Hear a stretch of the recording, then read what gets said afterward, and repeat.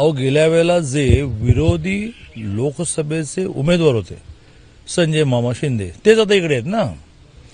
त्यांना मतं किती कमी पडली तर 80-82,000 कमी पडली. म्हणजे त्या सगळ्या गठ्ठ्यासहित ते इकडे आले.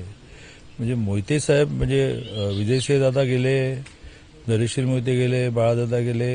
हे जसं एका बाजूने आहे तसं 1900 निवडणुकीला सांगोल्यात आमदार बीजेपीचा नव्हता, म्हणजे महायुतीचा नव्हता, आता आहे.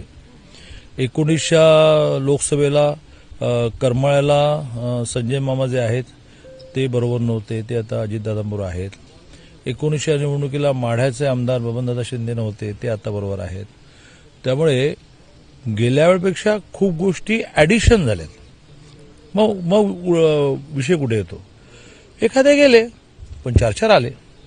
संजय मामा आले, बबनदादा आले, इकडे शहाजी बापू आले, दीपक आबा आले. म्हणजे मला कधी भीती वाटते की कमी वेळामध्ये मग एखादं नाव सुटतं. दीपक बाबा आले. दीपक बाबा कुठे होते?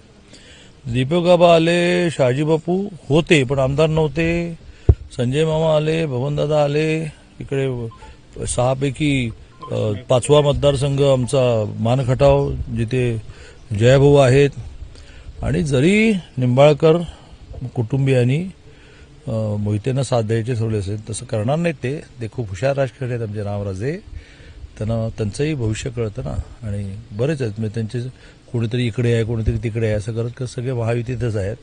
पण गेल्या वेळेला ते नव्हतेच ना, नव्हते. आणि त्यामुळे त्यावेळेला उलट खासदार नसताना 50-50 झालं होतं. 5-1 हजाराचाच फरक पडला होता. त्यानंतर आमचे रणजितसिंह निंबाळकर हे खासदार झाले.